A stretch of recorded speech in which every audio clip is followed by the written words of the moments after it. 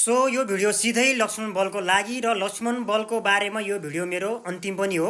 हेर ब्रो, तिमी जस्तो त्यत्रो फलोवर्स भएको मान्छे र सामाजिक सञ्जालमा लोकप्रिय मान्छेले पनि आफ्नो बारेमा क्रिटिसाइज गरेको त सहन सक्दैनछौ नि है। सामाजिक सञ्जालमा आएपछि त नेगेटिभ कमेन्ट पनि फेस गर्नुपर्छ, पोजिटिभ कमेन्ट पनि फेस गर्नुपर्छ। तिम्रो बारेमा सबैले राम्रो कमेन्ट गरिदिनै पर्ने, तिमीलाई वाह वाह भन्नै पर्ने। तिमीले पनि त्यो भिडियोको तल कमेन्ट त पढ्यौ होला नि। त्यो भिडियोमा सबैले राम्रो मात्रै कमेन्ट गरेको छ त।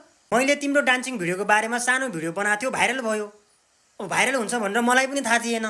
मलाई के लाग्थ्यो भने हामी जस्तो सानोतिनीले यसरी बोलेको भिडियोमा रियाक्सन दिँदैन होला भन्ने मलाई लागिरहेको थियो है। मैले अहिले यो भिडियो बनाउँदैन थियो, तर एउटा फुच्चेले मलाई रोस्ट हानेर मेरो भिडियोमा रिप्लाई दिएछ।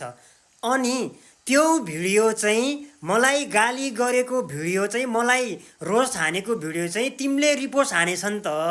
मलाई के लाग्थ्यो भने हामी जस्तो भराभुरी हो, उसले मलाई रिप्लाई दिइरहेछ, मैले उसलाई रिप्लाई दिइरहेछ, यसमा त लक्ष्मण ब्रदर जस्तो ठुलो मान्छेले त केही रियाक्सन दिँदैन होला जस्तो लागेको थियो।